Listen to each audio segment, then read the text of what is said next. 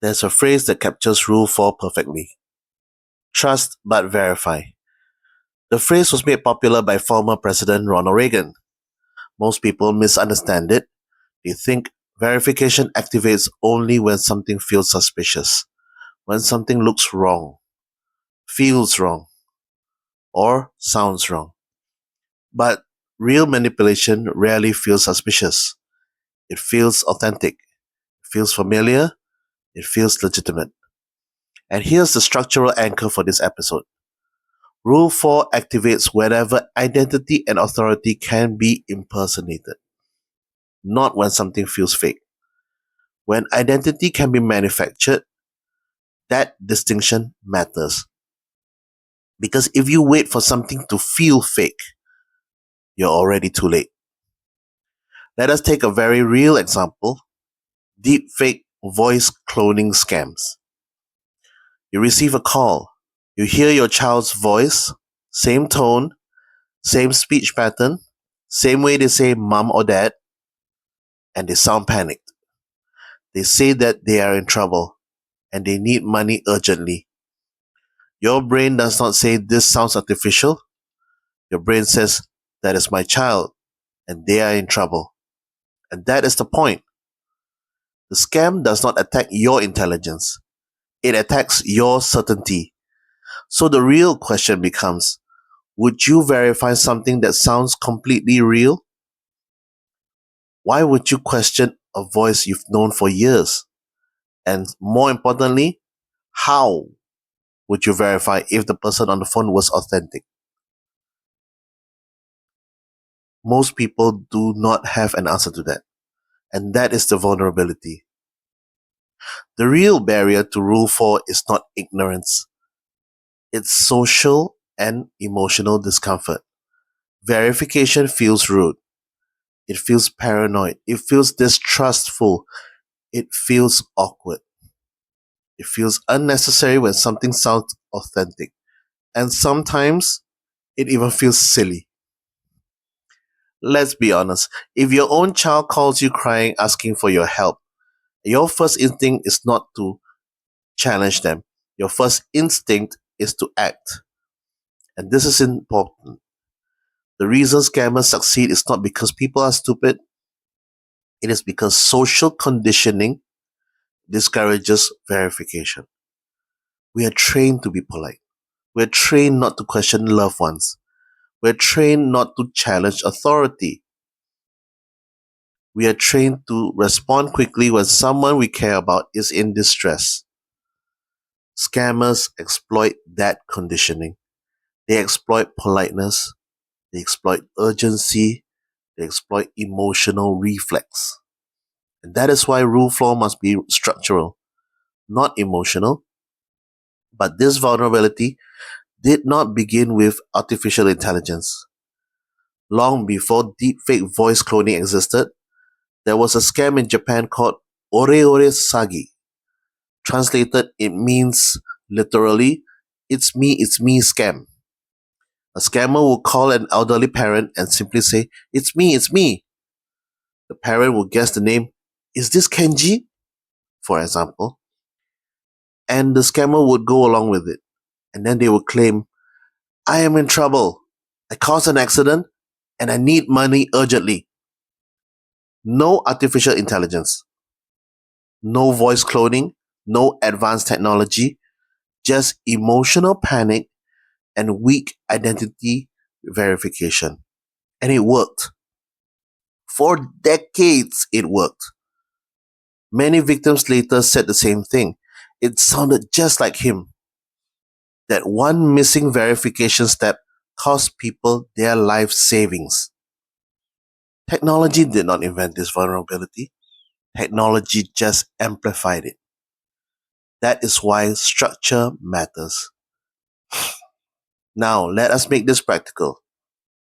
If you and your family agree ahead of time on a simple two-word password system, you're not saying, I do not trust you. You're saying, if something unusual happens, we confirm it properly. That is maturity. That is preparation. That is structure protecting trust. And when I say two-word password, I mean something simple and visual, like blue sky, red chili, green leaf, purple crow. Two ordinary words, one can be a color for simplicity. It does not need to be complex. It needs to be memorable. For older family members especially, it does not even have to be written as text. It can be visual. A small picture stuck on the fridge, a, pic- a drawing of a purple crow, a picture of green leaves, or perhaps a family photograph where grandpa is wearing a sweater with a bright orange fox on it. The two-word phrase could be orange fox. Now, the password is anchored into a memory. In a stressful moment, they do not need to recall a complicated code. They just look at the fridge and then they can ask you, what is our two-word phrase? If the caller cannot answer correctly, the conversation stops. No argument, no explanation. Stop. Structure protects emotion. And think of it this way. This is like a two-factor authentication, but with people. When you log into your bank application, you enter your password first. The bank does not assume the password is false. The bank assumes identity can be impersonated. So even if the password is correct, the bank verifies the user. The password may be valid, the person using it may not be. That is the distinction. Two-factor authentication exists because one layer of identity can be copied. So a second independent layer confirms it. Trust but verify works the same way. Identity is the first factor. Independent confirmation is the second. Layered security protects system. Layered verification protects people. And that reframes verification correctly. It is not suspicion. It is authentication integrity. Now here is the activation rule. Whenever someone asks for money, sensitive information, or urgent action, identity must be verified independently. That is when Rule 4 activates. Not when something feels suspicious, when consequences are involved.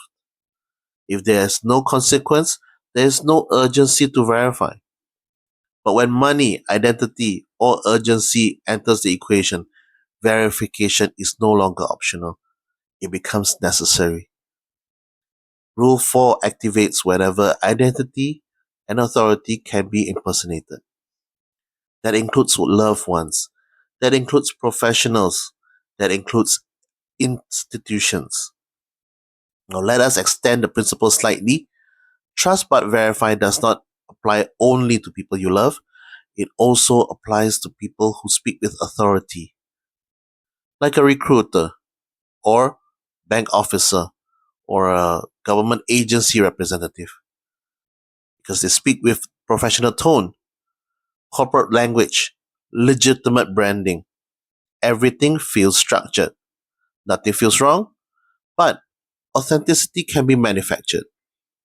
Authority can be impersonated, logos can be copied, domains can be spoofed, and voices can be cloned. So verification must not depend on how something feels. It must depend on what you do. You can trust the company to exist and still call the official number listed publicly. You can trust your child and still use the family two-word phrase password. Verification is not a reaction to suspicion. It should be a routine applied when identity and authority are involved. Here's something practical. Do not just understand this intellectually. Try to implement it. Tonight, call your family. Agree on two words. Keep it simple. The first time you say it, it may feel awkward. That is very normal. The second time, less awkward. The third time, it becomes routine.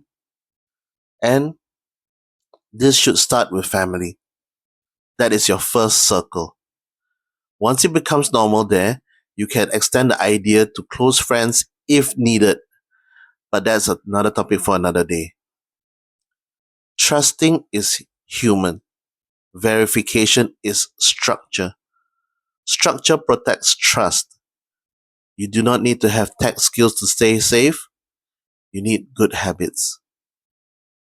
Share this with the people you care about, and I'll see you in the next video. Bye.